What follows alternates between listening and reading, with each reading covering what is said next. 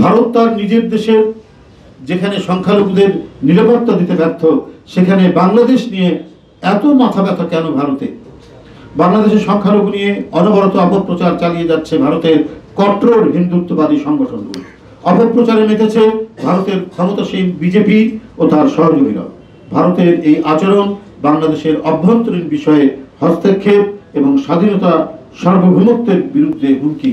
সংখ্যালঘু নির্যাতনের শিকার হচ্ছে ভারতে। তারাই আবার বড় গলায় বলছে বাংলাদেশে নাকি সংখ্যালঘুরা নির্যাতনের শিকার হচ্ছে। প্রবাদে আছে, আপনি আচরি ধর্ম শিখাও অপরে। এই শাশ্বত সত্যটি মর্মে মর্মে ভারতের অনুধাবন করা উচিত। বাড়িঘর স্থাপনা বুলডোজার দিয়ে ভেঙে গুড়িয়ে দেওয়া হচ্ছে।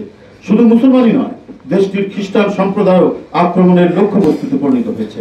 আসামে খ্রিস্টান ফোরাম বলেছে, আসামে কয়েক বছর ধরে সংখ্যালঘু খ্রিস্টান সম্প্রদায়ের ব্যক্তি ও প্রতিষ্ঠান ধারাবাহিকভাবে আক্রমণের শিকার হচ্ছে।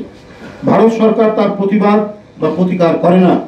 মণিপুরে হিন্দু ও খ্রিস্টানদের উপাসনালয় ধ্বংস করা হয়েছে।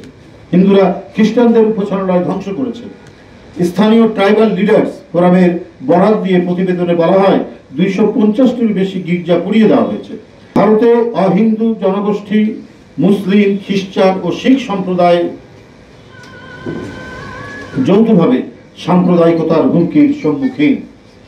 বিজেপির সাম্প্রদায়িকতার নীতি হল সহিংসতা, বৈষম্য, সংখ্যালঘুদের উপর ধর্মীয় নিপীড়নের মাধ্যমে ভীতি ও আতঙ্কের পরিবেশ তৈরি করা। বিজেপি ও আরএসএস এর পৃষ্ঠপোষকতায় এই নীতিগুলোর চর্চা করা হচ্ছে। একেবারে খোলাখুলিভাবে ধর্মীয় স্বাধীনতা ও ভিন্ন মতকে জায়গা দেওয়ার মতো বিষয়কে খারিজ করে দেওয়া হচ্ছে। বলা বাহুল্য,